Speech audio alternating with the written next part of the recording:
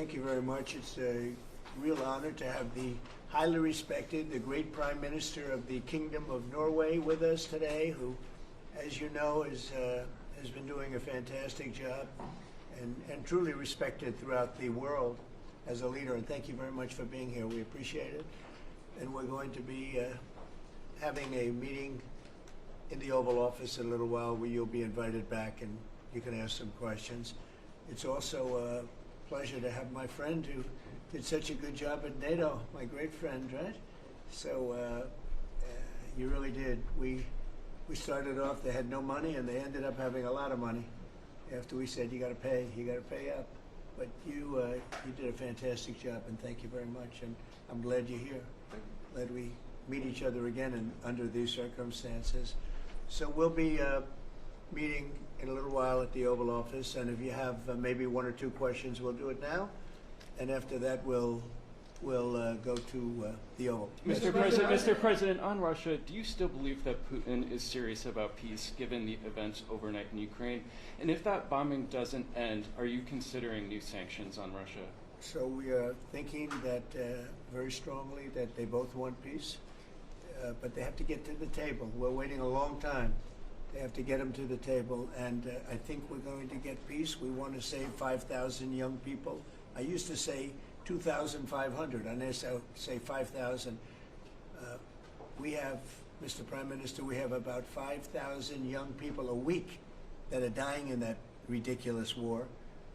And, you know, I started out because I didn't like all the money that we were paying, and then I realized how many people were dying. And that's by far the more important element right now. I'm saying we can save thousands of people. And I don't like that it takes long at all.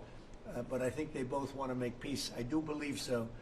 There's a lot of hatred there. There's a lot of very bad blood, a lot of disgust. But I think I hope we're going to get there for the sake of a lot of young people that are dying. Mr. President, do you have a deadline for when the party? I have my own deadline. I have my own deadline, and we want it to be fast. And the Prime Minister is helping us. He wants it to be fast too.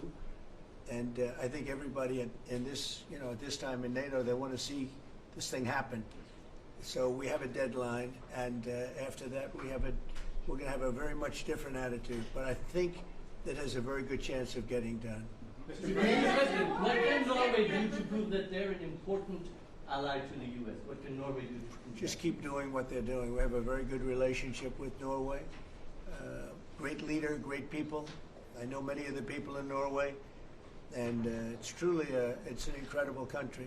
So all they have to do is keep doing what they're doing, I think, is probably the best answer I can give. Yes. As we pointed out, the former Secretary General of NATO is here, Mr. Yes. Stoltenberg. How important is the NATO defense alliance, Mr. President? Is it sacrosanct from your perspective? Well, it's a very interesting question. It's certainly very important for Europe, and I think without us it wouldn't be as nearly as powerful.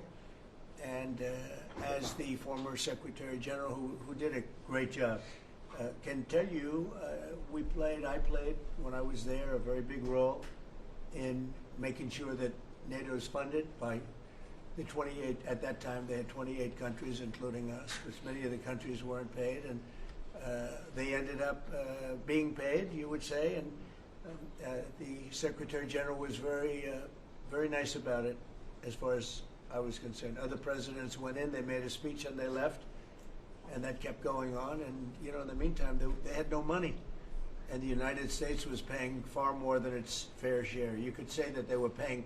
I actually said sometimes it looked like 100%, and it was unfair. And the two of us worked very well together, and we took care of the situation. There are some NATO countries, Mr. President. Yeah, please go ahead. As the Norwegian statistics are showing that the U.S. actually has a trade surplus with Norway. Are you going to be looking into that and see which of the countries are actually in a trade surplus? Yeah, well, with the United States, almost everybody has a surplus. But not in It's really an amazing, numbers. it's an amazing phenomenon. Now, there's a surplus of a couple of $1 billion, I think you have with it. I congratulate you. That's very good. We got to get a little bit of that for ourselves, maybe. But they do have a surplus. Norway has a surplus. Mr. President, in the current tariff situation, analysts have pointed out that the U.S. actually need allies. Do you consider Norway as a possible ally in the situation? I think Norway's always been an ally. They've been somebody we've been very close to, very friendly with. Maybe more so now with me than other people, but I think Norway's always been a great ally, yeah. Norway's been a friend. That's a very strange question, actually, because the U.S. is our lead ally, and we build on a relationship which we will talk about now, Mr. President. But Yeah. it's of high relevance, and I'm very happy that we have Secretary of State and Secretary of Defense. So this is a very strong tie. But it was a question about ally in the tariff situation specifically. Tariff situation. Yes. Oh, well, that's we're talking about a little bit different subject. Then we're talking about a different type of ally. No, in this case, he would be very much inclined to be an ally of Norway because he wants to make the best business deal possible. And Norway and the Norwegians are great business people. They're great traders. They're great, very smart nation, very well-managed nation. Has been for a long time, and in particular now with this leadership. But we'll be talking about trade and other things, and I think we're going to come to a conclusion very quickly. Mr. Prime Minister, I was wondering whether you think that Donald Trump, for his efforts in Ukraine and otherwise, deserves to be nominated for a Nobel Peace Prize. Well, I salute President Trump for having been taking very important initiatives to get this conflict towards an end, which both parties deserve. We need to have a ceasefire, save lives, move towards something which is more secure for Europe, for the people concerned. And on that we work together. And I look forward to go into some details because we are at a critical moment. On that price, that is a committee taking care of that, which is completely working on its own terms, and I cannot comment on that. Mr. President. But thank you very much for that question. I like that question. Yeah, please. A question on China. Can you clarify with whom the U.S. is speaking with China? They're saying it's fake news that trade talks are happening.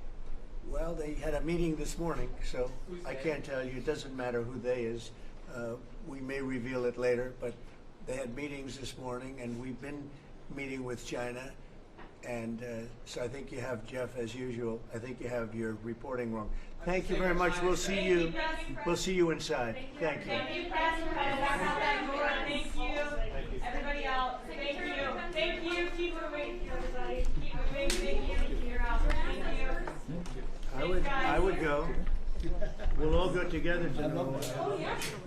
I want to go skiing. I love Norway. I love Norway. Why? Beautiful. And beautiful people. Thank you. Thanks, guys. Okay, so thank you. Nice one.